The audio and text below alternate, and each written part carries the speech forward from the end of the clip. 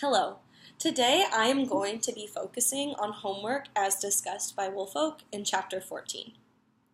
Something that challenged my previous perspective was the case against homework. I have always been taught how important it is to do homework and how it prepares you for the next grade, or how it prepares elementary school students for middle school students for high school students for college, and so on. The chapter discusses how Harris Cooper and his colleagues found that there is not a strong relationship between homework and learning for younger students. This challenged my belief because I was taught that younger students need to complete homework to show what they've learned throughout the school day. The chapter goes on to discuss how there are distractions for younger students that hinder their homework. This challenged my belief because I'm not sure how to get my 4th grade students ready for middle school in 2 years without giving them homework. If the point of my homework is no longer for learning, but is for responsibility purposes, then is that something I can do to prepare them for middle school? Or should it still be based in learning, even though the impact on their learning may not be as strong? Something that made me reconsider my previous belief was some of the research Woolfolk discussed about homework. I teach 4th grade and give out nightly homework. I try and differentiate homework to allow each of my students to be able to work on something that will be most beneficial for them. I thought it was interesting when the book discusses how most of the homework covers English, such as reading and writing, and also math. It asks, what about science and social studies in the early grades? And that really stuck out to me. I try and incorporate science and social studies into our nightly reading homework. It is especially helpful when I can connect this science and social studies to what we are going to learn in school in our science and social studies block. For example, I recently had my students read a story about soil, and then the next day in science we learned all about soil.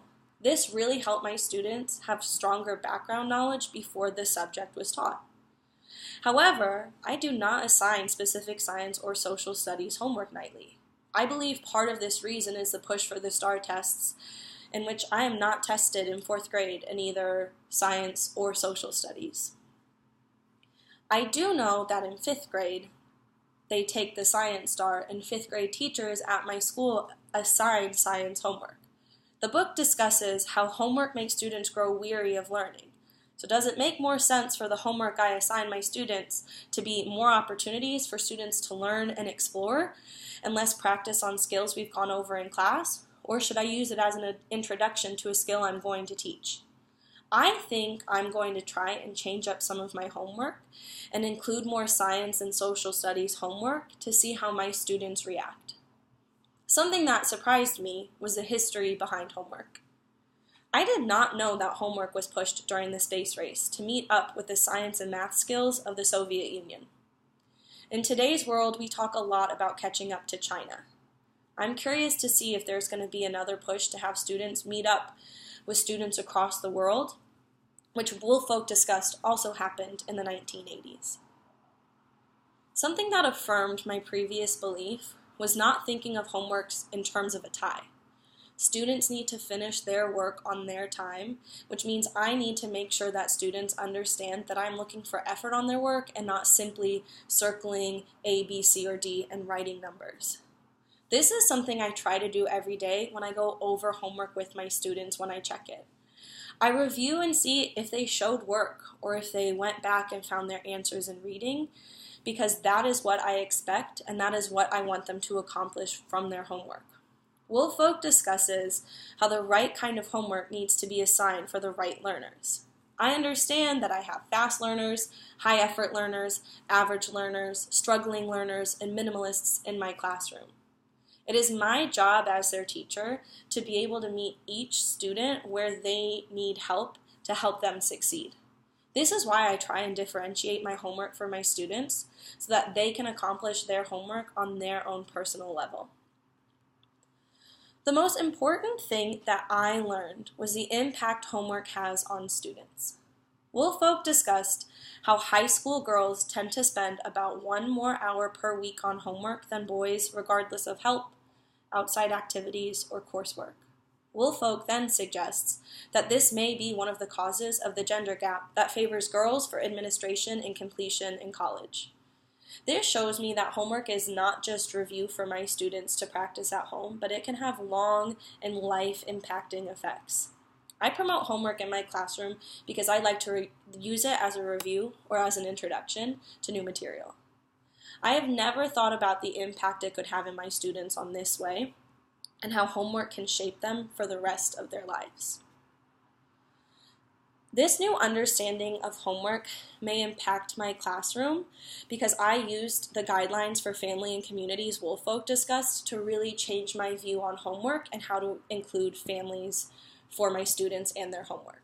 Woolfolk discusses how families should know what students are expected to learn, which I sometimes try to do by sending out messages on Class Dojo with specific ways we've learned a math or a reading strategy so parents understand what I'm expecting their students to do at home. The chapter also discusses having assignments that the parents can work on together with their students. I think this would be a really fun way to help my parents see what my students are learning in the classroom. I think it would be really beneficial to have them be longer assignments instead of nightly assignments because I know some of my parents work at nights and will not be able to work with their student every single night. It could be monthly or weekly, and it could have the parents really see what the children are doing. We've done this in the past with some bigger things at my school, such as the science fair, and the parents loved being really involved in their students' learning. Woolfolk also discusses how teachers should ask for suggestions from parents about homework. I think this would be very beneficial both for my students and for their families because it would open up communication about what my students' needs are and what my family's needs are and how I can best meet those while my students complete their homework. For example, I know I have some students who participate in football or baseball or other after-school programs.